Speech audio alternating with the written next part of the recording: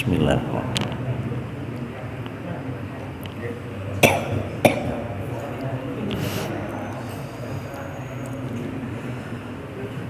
Assalamualaikum warahmatullahi wabarakatuh.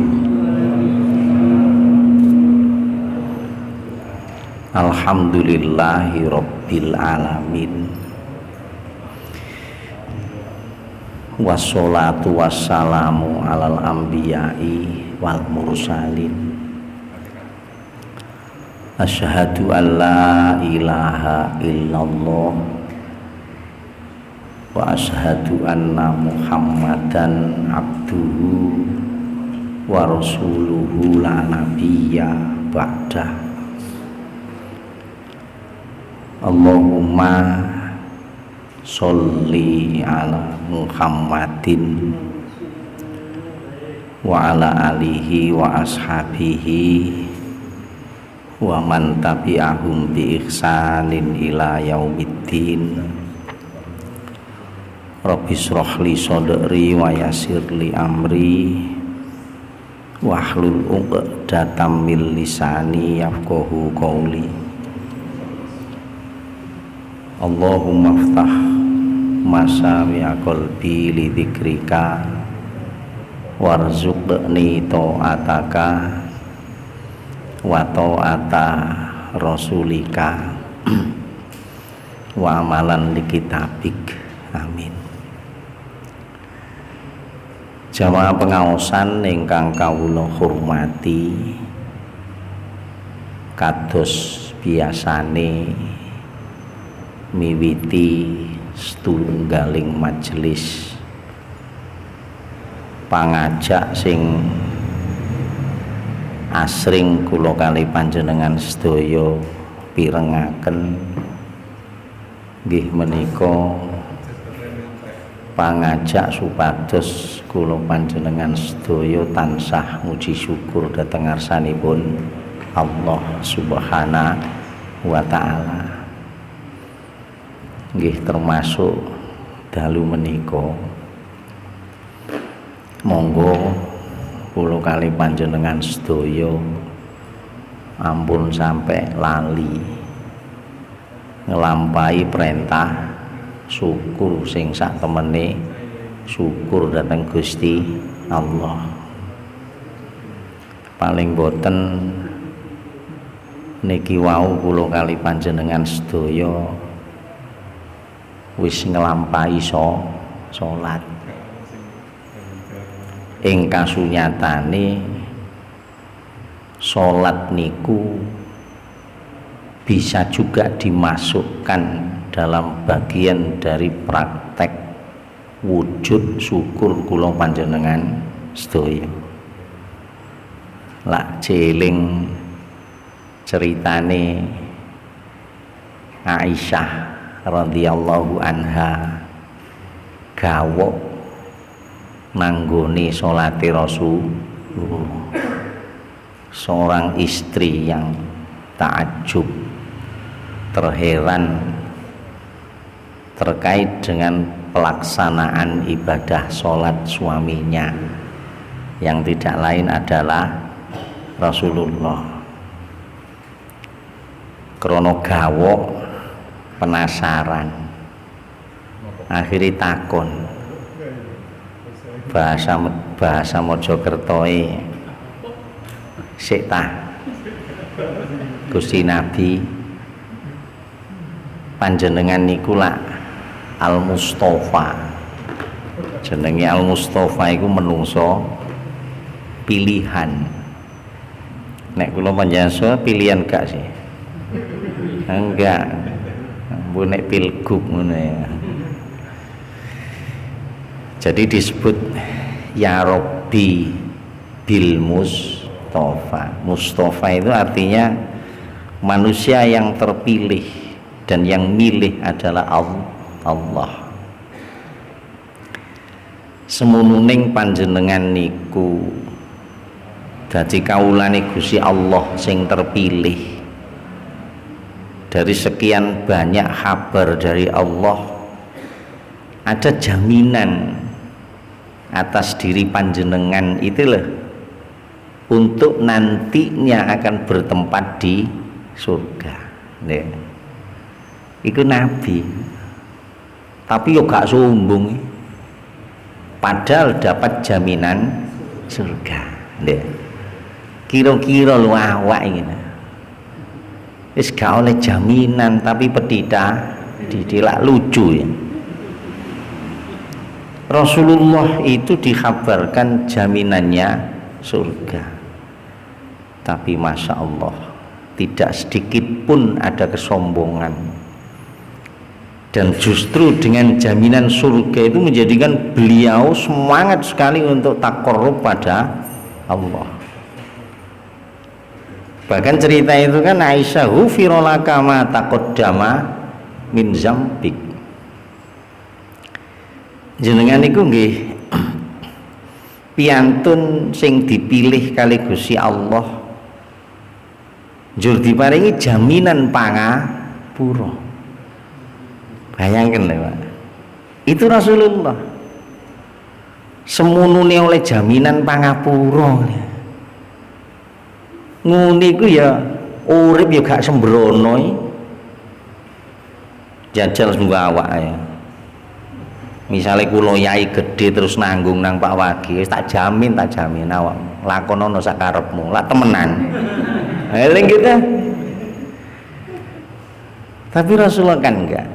Wong Abu Janda oleh jaminan ae sak karepe dhewe. Gitu. Nah, Rasulullah itu dapat jaminan seperti itu. Tapi di riwayat itu sholat beliau itu Masya Allah, sholat malam sampai ndadekno Aisyah itu gawok itu terheran-heran, takjub. Kira-kira bahasanya awak itu gedek-gedek. Masya Allah, ya. Nah, dari cerita itu kan kemudian satu di antara respon yang sering menjadi pegangan renungan kita adalah afala uhibbu an akuna abdan syakura. Niku nek bahasa bebas lah ngene. Iya Aisyah, aku anjene diparingi kabar Gusti Allah ku swarga. Ya diparingi bebungah luput lepat jaminane pangapura. Tapi sedemikian besar jaminan dari Allah atas diri saya, maka bahasa afala uhibbu itu kira-kira lah sekta. Apa kira-kira lho, aku sholat sing kaya ngene iki sebagai wujud syukurku nang Gusti Allah krana semono gedene jaminan. Apa aku salah?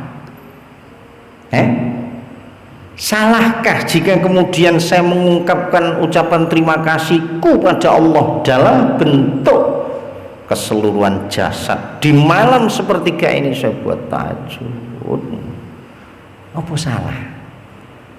Kan kita tidak bisa memberikan jawaban ya salah lah, kan enggak tahu.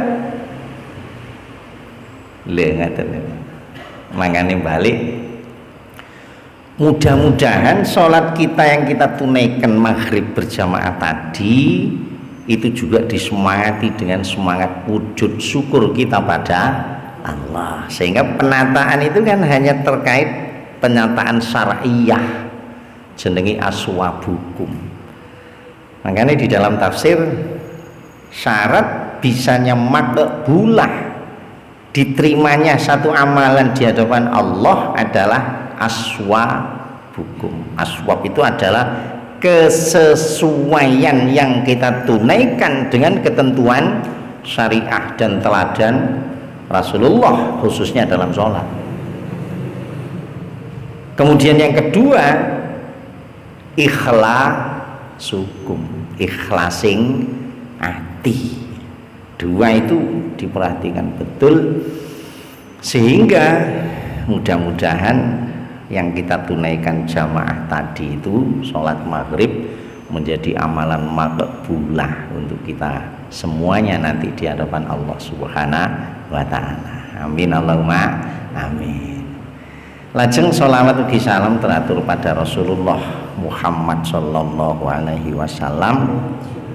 ingkang sampun paring tulodo dhateng kula panjenengan sedaya. Mugi-mugi kula panjenengan saged istiqomah dadi umat Nabi lahir batin sampai nanti sowan dhateng Gusti Allah tetep diakoni dadi umat Nabi, iso nrimo syafaate Nabi. Amin Allahumma amin. Jamaah pengaosan ingkang kula hormati, niki nglajengaken sing kala Senin kepengker ya. Sing intinya sama seperti tadi, terkait dengan betapa para sahabat Nabi dan juga Rasulullah, perilaku kehidupan kesehariannya itu, keluhuran akhlaknya itu adalah luar biasa. Sampai wingi niku secara pribadi kula niku hakul yakin cara awak iku ditemplekno nanggone ayang-ayangi Nabi iku lho gak ada bekase blas, saking gak nutute. Halo nggih lah, kayak wingi asar jambi nek sare ketok bekas-bekasane kloso, pas lumampah nemu barang sing cukul iku gak alhamdulillah, tapi laula ahsa anna hadhihi minas sedekah, sing cukul iku rasa was-was sik tah iki lho cara panganan sing nemu iki njur moro-moro tak emplok. Sehingga yang tumbuh adalah rasa khawatir, sik gak tak emplok dhisik, aku khawatir kualitas barang iki di hadapan Allah bagaimana. Itu juga jauh kita. Nah sekarang kembali saya ingin mengajak panjenengan ya diri saya sendiri untuk muhasabah terkait persiapan kita untuk bisa paling tidak usaha muga-muga cara akhlak awak iki iso mareki kaya dene sing wis dituladakno Rasulullah. Berangkat dari satu ayat surat 19, surat Maryam ya, ayat 93. Surat Maryam ya, surat Maryam ini termasuk jenis surat yang keramat secara adat. Apa itu? Keramat secara adat. Biasanya digawe gaman ambek simbah sing mantune meteng. Nggih ta? Nduk, tak delok wetengmu kok miring kiwa. Ngono. Ketoke wedok calone anakmu Nduk. Sing akeh maca surat Maryam. Napa Mbak? Ngiras-ngirus barokah surat Maryam anak ngucekne ayu. Kak padha ambek pujiane ya. Siti Fatimah ayu ngene ya. Iki Maryam, Pak. Tapi nek surat Yusuf nduk tak dilok wetengmu kok miring nengen. Sing akeh maca surat Yusuf ya nduk ya. Ketoke praupanmu kok rada ganteng. Ngiras-ngirus barokah surat Yusuf, pek-pek putuku kok lahir gantenge kaya Nabi Adam. Panjenengan ro Nabi Yusuf gantengi dari isyarah mana toh? Halo? Nek saya baca surat Yusuf itu kok saya tidak melihat Nabi Yusuf itu digambarkan ganteng enggak ya? Kula niku maca dan memahami sebagai wong awam lho, kula niku wong bodho ya. Itu tak pahami mek satu cerita di saat Nabi Yusuf diperintah oleh Zulaikha, keluar kamu, sajikan ini pada tamu. Kebetulan tamu ini nyeker gladi sampai apel ngono ya. Pas ngoncek ini bareng Nabi Yusuf metu lho. Masya Allah oncekane terus motone muasno sampai di gambaran itu tangannya kesilet lho Kak. Kerosok ngaten lho. Di situ kemudian kita memberikan satu muat Nabi Yusuf itu gawanteng. Jadi dari sisi Quran itu asli ini mata keranjang sing pertama itu diperankan oleh ngono sing wong lanang dilokno mata keranjang ya. Lha sing ana Qur'ane ngono lho, Pak. Dadi wong wedok iku mata keranjang dilok wong ganteng kaya ngono iku sampe drijine kesilet lho, Kak. Krasa. Ngono iku wong wedok nek lono wong lanang, "Anjir iki sampean iku sing mata keranjang lho." Padahal Qur'ane ngomong iki pertama wong wedok iki. Bu ngono. Lho, wacane gak percaya ya. Laqad ta'na aydiyahunna. Wong itu iki sampai motongi tangane lho gak krasa. Ayo jajal sampean liwat to bojo sampean. Ya gak sampai krasa ndelok sampean tok wis koyo kesilet tambahan. Allah Rabbi. Wis muga-muga lah awak oleh barokah. Jadi secara adat iki koyok termasuk di keramat. No, saya bilang secara adat lah ya. Jadi baik surat Maryam, surat Yusuf seperti itu. Nah sekarang kita coba baca surat 19 surat Maryam ayat 93 dalam rangka usaha kita menuju seperti apa yang diterapkan oleh Rasulullah dan para sahabat dalam konteks akhlak yang sederhana, indah. Pun A'udzu billahi minasyaitonir rajim. In kullu man fis samawati wal ardi illa atir rahmani abda. Terus Gusti Allah. Nek diterjemah ya apa? Tidak ada seorang pun di langit dan di bumi. Niku lah berarti maknane lah kabeh. Betul lah. In kullu man fis samawati wal, tidak satu pun manusia yang ada di muka bumi dan yang ada di langit. Berarti kan sekabehaning makhluk sing jenenge manungsa. Apa? Kecuali akan datang kepada Tuhan yang Maha Pemurah selaku seorang hamba. Illa atir rahmani abda. Terus Gusti Allah ngeten.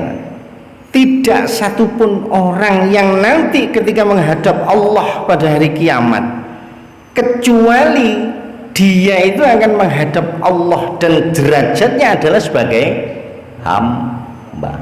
Halo, bahasa gampangane masih tah anas iki kiai besar saat menghadap Allah abda. Halo, meskipun Anas ini sebagai umat yang awam, illa atir rahmani abda, meskipun Anas iki ketumpuan dunya brono sampai oleh ngumpul no iku jenenge sundul langit gitu, duit diadai tas produk Sukoharjo misalnya ya. Sekaya apapun ketika dia sudah atir rahman, maka derajat dia menghadap Allah adalah abda dan sebagai hamba. Makanya pesen wicaksana Nas ojo gampang kepincut apa sing kok oleh nggo dhuwure dunya. Apa itu ada pengaruhnya? Ada. Jadi ayat ini sebenarnya mengajak kepada kita, salah satu yang kita bisa petik dari hikmah akhlaknya adalah Nas, mumpung awakmu gurung sowan nang Gusti Allah, belajar dadi kawula sing temenan. Belajarlah jadi hamba yang benar-benar sebagai seorang hamba. Karena kalau ini tidak kamu jaga Nas, nanti derajat kehambaan itu kamu tidak sadar dia akan naik dengan sendirinya. Istilah wong diarani ngelunjak. Mungkin Pak. Coba saiki ya tak kei contoh. Jenengan nanti mireng ceritani Korun, duduk kirun ya. Korun. Korun. Itu nek di dalam surat Al-Qasas surat 28. Coba lagi. Surat 78, surat 28 ayat 76. Kita awali ayat 76. Cek ro ceritane Korun ya. Soalnya awak iku ro ceritane Korun iku nek pas duduk pedemi. Terus nemu entong. Ngono iku terus ngomong iki harta karun. Apa meneh kawasan Trawulan ya lah gelek nemu-nemu ngoten. Rata-rata dinisbatno wah iki harta karun. Sampai sekarang di dalam fiksi-fiksi ilmu apa film itu kan nah, di perebutan harta karun ngoten ya. Di dalam surat 28 ayat piro man? 76. Sik monggo dieloki dhisik. Nun sewu kula sadar panjenengan wis golek cerita, krungu critane Korun. Tapi bisa jadi ada di antara kita yang belum pernah berkomunikasi dengan ayat Quran sing nyeritakno Korun. Meskipun silaturahim dalam majelis taklim standar awam ya, standar awam kita ini nanti juga nggak akan sempurna, tapi paling tidak kan awak moco kita. Nah ceritanya Korun itu ngeten lho Pak ya apa? Sesungguhnya Korun adalah termasuk kaum Musa. Terus maka ia berlaku aniaya terhadap mereka. Loh, Korun itu termasuk kaum Nabi Musa. Berarti sinten? Bagian dari Bani Israel. Balenono.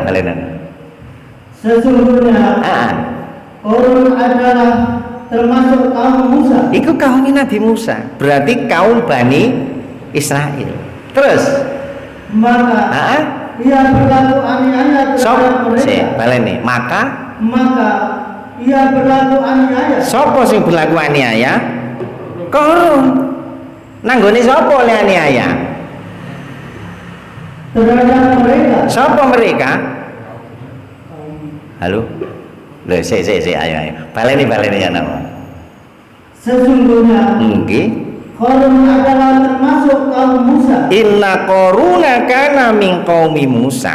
Inna setuhune Korun wong jenenge wong. Kana ana sapa Korun iku min qaumi Musa. Dadi Korun iku bagian dari umatnya Nabi Musa, Bani Israel. Terus maka ia berlaku aniaya. Fabaho jur aniaya lacut. Sapa sing aniaya kenemenen? Korun. Terus terhadap mereka alaihim ing atase kaum Nabi Musa. Sinten? Bani Israel. Jadi gampangane ngene. Asline Pak Wagi ku ya wong pribumi Indonesia. Cuman krana ana keluwian lho masalah nanggone wong pribumi lho nyengite ngalang-alangi penjara. Ana gak? Lho ayate lho sik balenono kok sawangane gak enak aku rek. Sik tak ya apa. Sesungguhnya Korun adalah termasuk kaum Musa. Terus apa? Ia berlaku aniaya. Iya terhadap mereka. Betul. Korun itu adalah bagian dari umatnya Nabi Musa.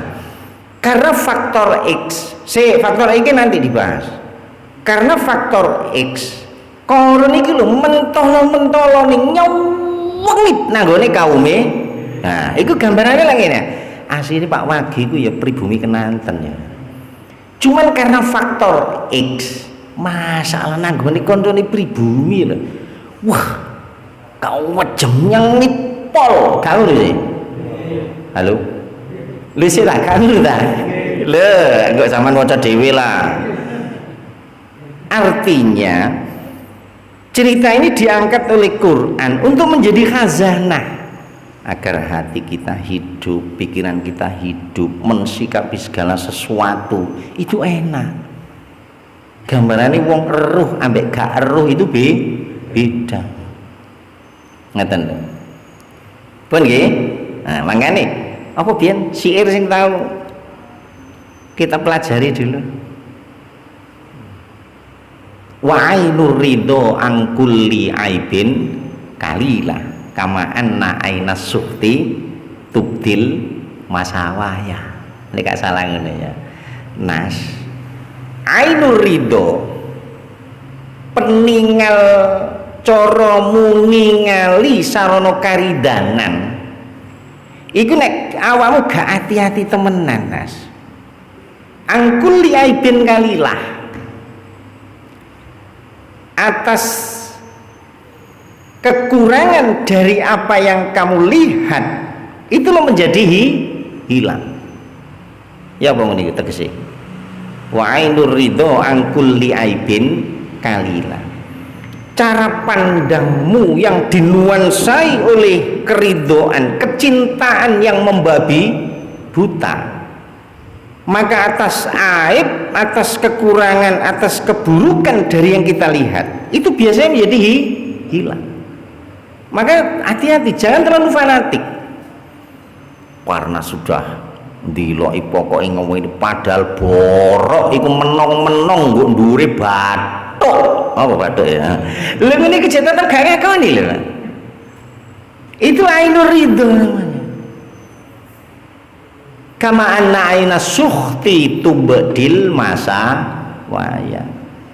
Sama halnya dengan ketika cara pandangmu itu dinuansai oleh kedengkian, maka sekecil sebesar kebaikan apapun dari apa yang kamu lihat tetap itu akan kamu ingkari.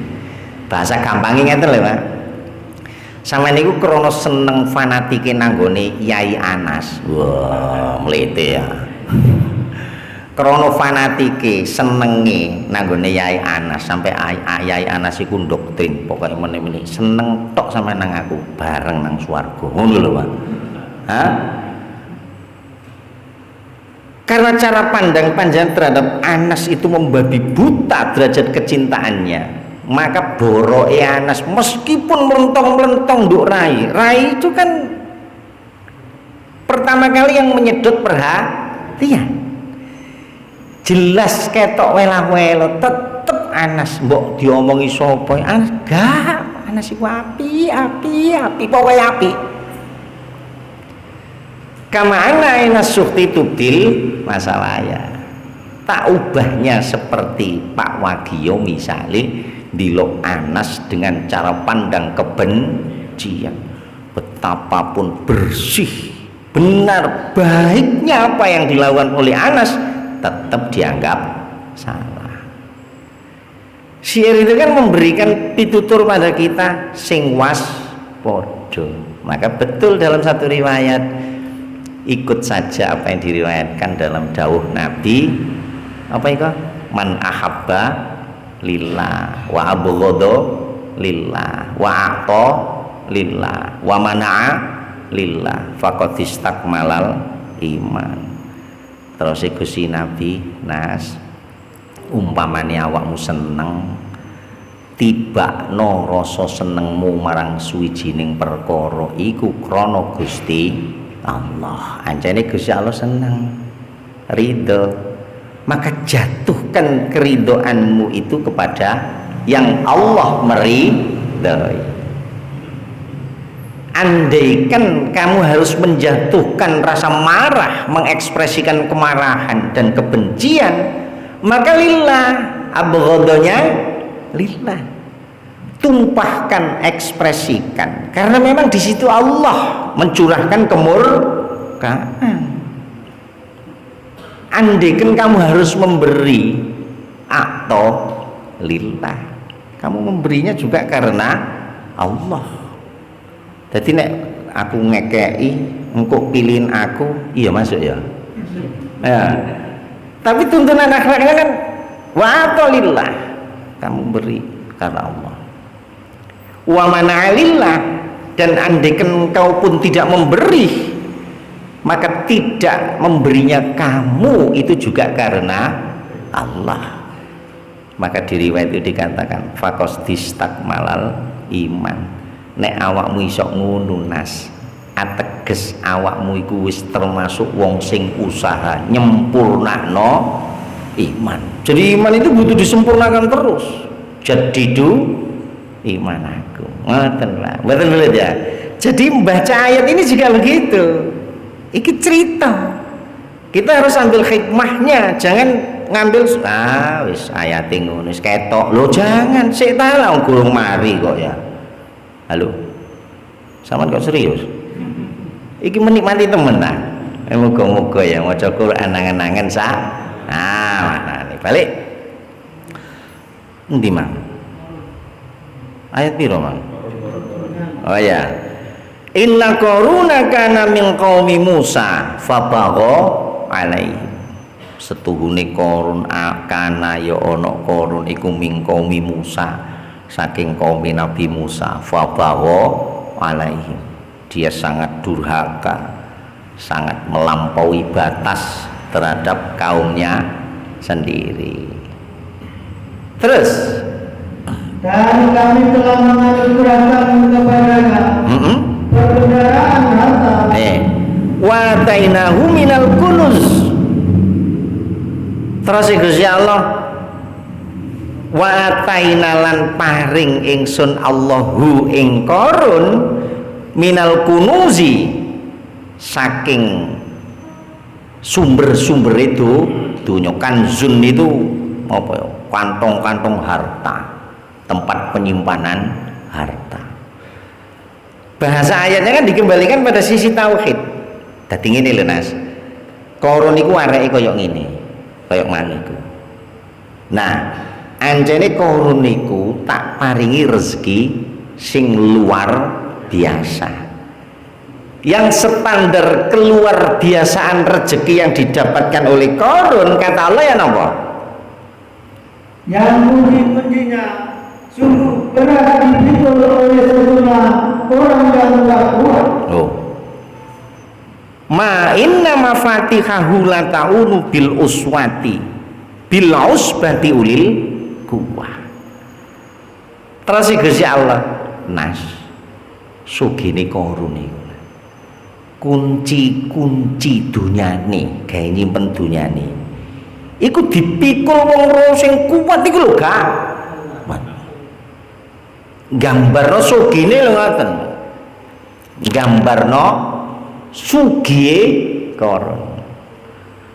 Nek kula panjenengan kuncine iku piro? Situ ae gandeng ambek sepeda motor. Sepeda motor 75 bisa. Ayo. Gitu? Ini kan bicara soal abdan Pak masalahnya. Bicara soal kawula. Jangan lupa tema kita itu. Jadi kembali Gusti Allah niku mengenalkan Qarun pada kita. Pertama seperti tadi. Dia iku kaum Nabi Musa. Pribumine Bani Israel. Tapi yang ngono. Nanggone padha-padha pribumine iku nyawengite setengah mati. Kebetulan dia iku sukses di bidang ekonominya, kuat. Sampai Gusti Allah nggambarno kunci-kunci sing digawe nyimpen donya iku cara dikelompokno, dipikul wong sing paling kuat. Iki lho mengkek, gak kuat pisan. Gak kok mengkek-mengkek, gak kuat. Duduhno nek saking sugine Qarun ngaten. Wis Ndi Mang. Terus apa? Oh, ya apa? Terus ya. Ingatlah. Ketika kamu berkata kepadanya. Janganlah kamu terlalu bangga. Terus? Sesungguhnya Allah tidak menyukai orang-orang yang terlalu membanggakan diri. Nah, satu ayat ini menggambarkan ketika ada muncul penyelewengan. Jadi Qarun sing secara ekonomi kuat memperlakukan bangsanya sendiri seperti itu, maka muncullah kekuatan pendakwah. La tafrah innallaha la yuhibbul farihin. Qarun ojo ngono sampean. Mentang-mentang anduweni kekuatan dunya brana njur sak menah-menah. Wong niku nek sugih ngoten apa? Halo? Le, gurung tau sugih ta? Le, Wong iku nek sugih iso ngomong, Al-Basit jumlahe pira wong? Tak tuku kabeh lho. Guru tau sugih. Aku ya gorong ya, tapi gelek maca ceritane wong mboten bulet. Artinya apa?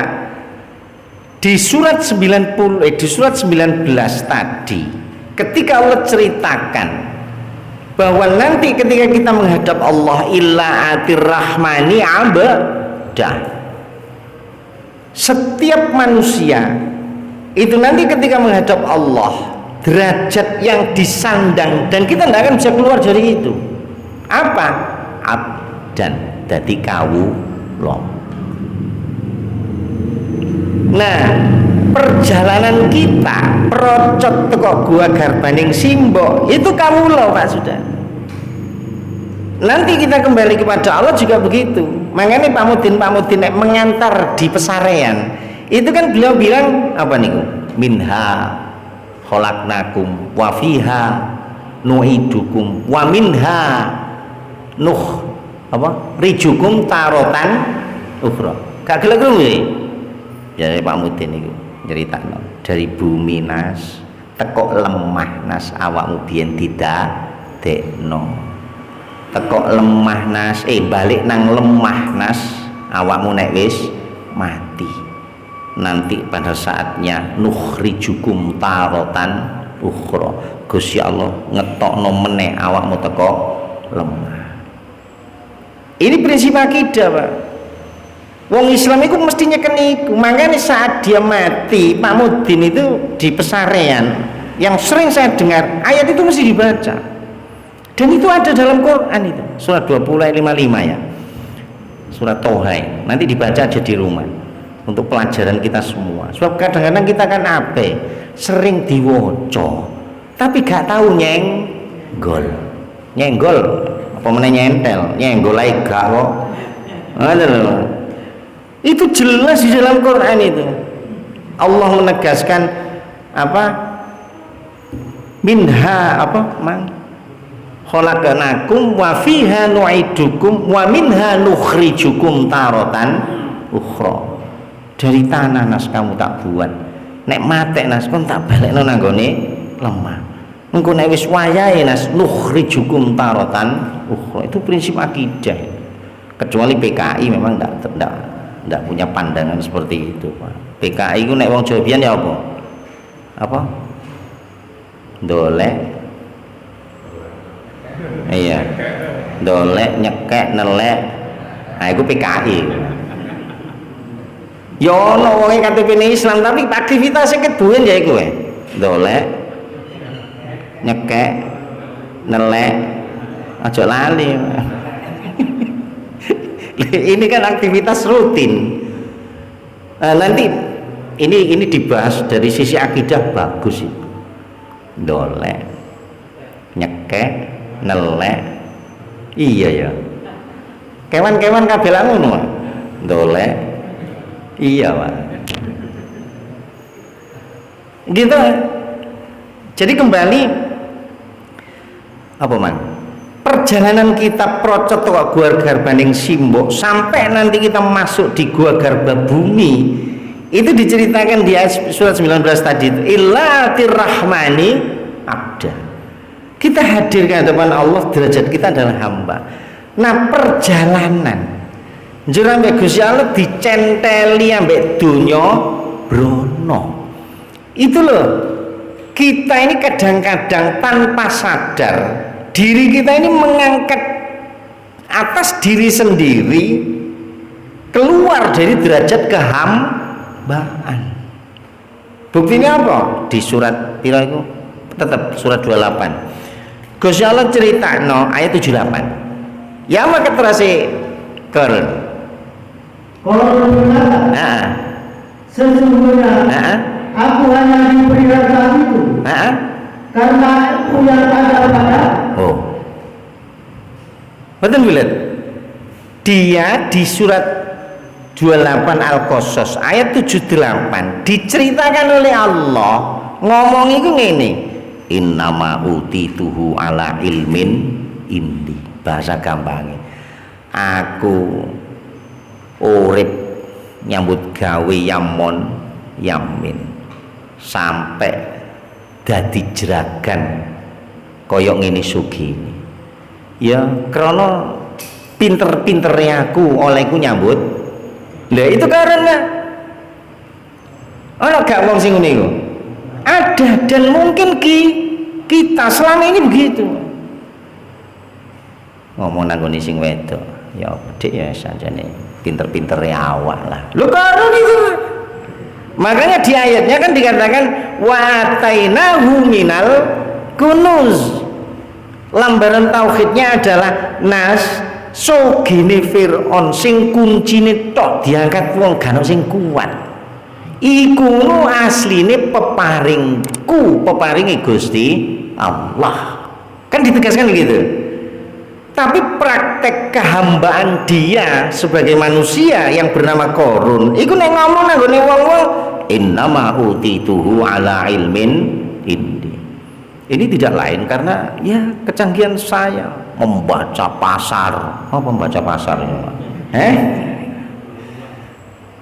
Kan menggeser yang semula yang pada prinsip awalnya dia keluar dari gua Garbas yang sang ibu adalah sebagai hamba dan diberitakan oleh Allah engkau kau nek wis ngadep nang aku Nas tetap sebagai hamba. Tapi perjalanan di tengah-tengah kehidupan itu dia keluar dari derajat kehambaan, tampil koyok-koyok seperti Tuhan. Nah kalau sudah tampil seperti Tuhan koyok ngoten niku Pak, ndak mungkin iso tawaduk koyok dene tawaduke Rasulullah lan para sahabat. Sing iso tampil koyok Nabi sampai demi membantu menggali parit di saat perang Uhud golek watu dilebokno weteng digawe ganjel krana 3 dina gak mangan. Dah. Halo. Nggih ta? Kalau derajat kita dengan harta sudah melambung, wah sudah sulit. Saya tak kayak contoh meneh. Lanjut buka surat 7 Pak Waki. Di surat 7 ayat 123. 123. Panjenengan dieling ceritane Fir'aun. Fir'aun pas ngelumpukno ahli sihir ya, itu bagus itu cerita itu gak masalah adu kasektene mboten Pak. Kalau saya membaca ceritanya Fir'aun ngumpulno ahli sihir itu justru yang saya ambil pelajaran itu bukan adu kasekten, itu bukan pesan ayat malah menurut saya. Yang saya dapatkan dari cerita ahli sihir itu adalah justru menyadarkan pada kita ternyata ahli sihirlah yang memberikan pengakuan hakiki di tengah kebingungan umat. Sing iso mbedakno sihir ambek wahyu itu adalah ahli sihir. Logikane dane ahli sihir lho ndelok tongkate Musa dadak amantu birobi Musa. Sing jelas profesinya adalah ahli sihir. Lagi tumrap tongkate Nabi Musa, dia itu respect. Wah ini bukan sihir ini. Terus apa? Ini jelas mukjizat dari Allah. Lalu dia beriman. Nah mesti ini ngaten Pak awak nih, mesti nih dari ceritanya apa namanya ahli sihir pada saat Nabi Musa dan pada saat Fir'aun itu. Wis barang wis tanding mantun ngoten ahli sihir sampai pada kebenaran hakiki membedakan antara sihir dengan mukjizat. Akhirnya dia mendeklarasikan dirinya, saya beriman pada Tuhannya Nabi Musa. Nah, di surat 7 123 ini kita potong kompas ya. Dadak Fir'aun ini lo ngomong ini Pak, ya apa? Fir'aun berkata, ya apa? apakah kamu beriman kepadanya? Sebelum aku memberi izin kepadamu. Loh. Halo? Lho ayat ngono Pak Fir'aun, amantum qabla an adzana lakum. Sik. Awakmu tak celuk mrene, iku karepku tak kongkon ngalahno Musa. Bareng awakmu tanding, lho kok dadak awakmu ngakoni kebenaran Nabi Musa iku ya apa sih? Padahal awakmu lho gurung oleh izin teko aku. Iki ya apa ceritane ngene iku? Cara dihubung-hubungno nalar politik lho, Pak. Cerita Nabi Musa itu kan penuh dengan nuansa itu. Seorang nabi yang mendakwahkan prinsip tauhidullah berhadapan dengan kekuasaan tirani. Ayo, kalau tidak percaya nanti di rumah panjenengan coba pilah-pilah ceritane khusus Nabi Musa dengan Fir'aun. Rapat di istana Fir'aun ada, mengatur rekayasa di istana Fir'aun ada, lengkap itu Pak. Dan ayat ini adalah puncaknya. Dia mengatakan salah satu puncak di antara pergulatan dakwah tauhid dengan kekuasaan. Dan Fir'aun ngomong, amantum qabla an adzana lakum.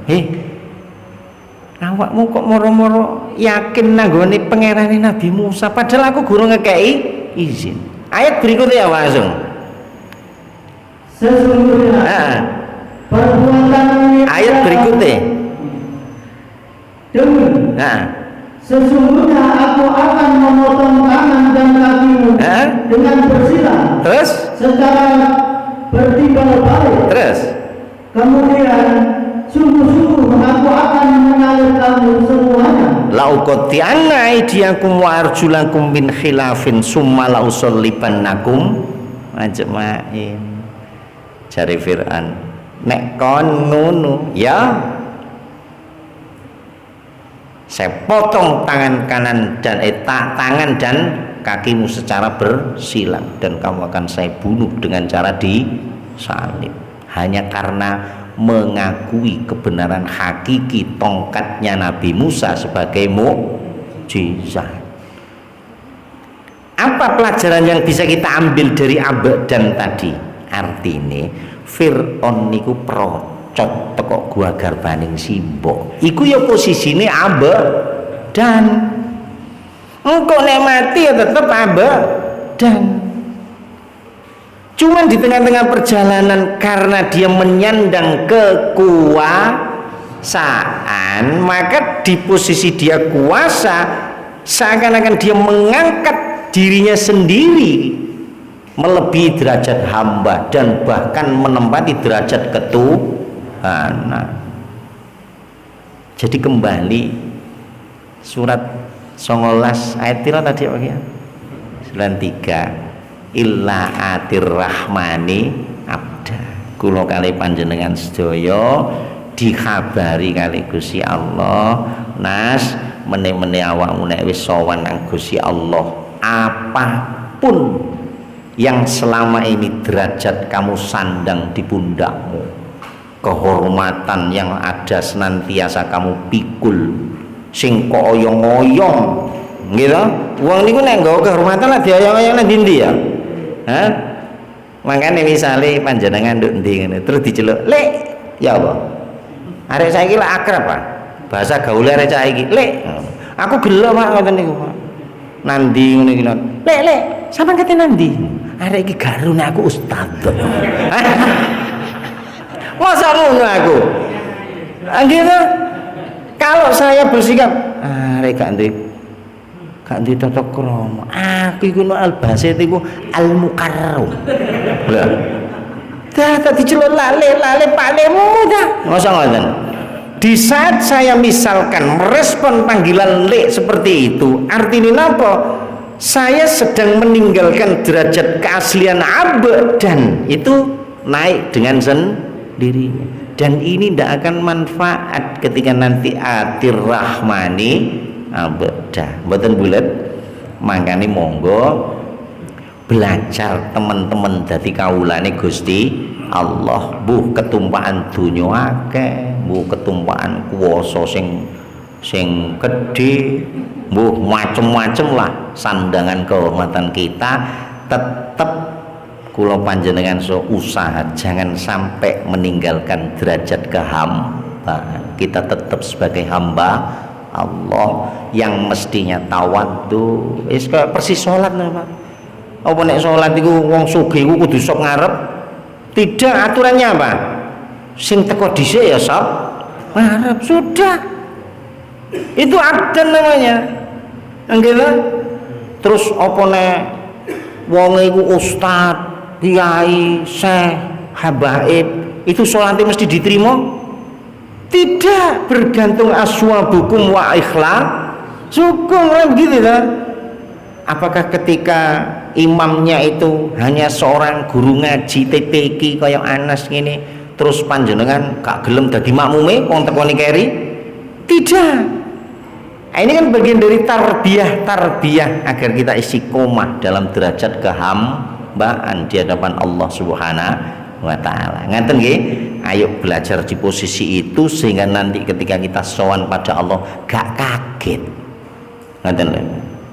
Lho kok aku bareng ambek wong melarat-melarat misale wallahu alam. Tapi kan di ayat diceritakan tuh begitu itu ya. Kapan-kapan diterusno maneh nggih ya. Niku mawon nggih sementara ingkang saged kula sampaiaken kirang langkung nyuwun gunging samudra pangaksami. Nastaghfirullahaladzim.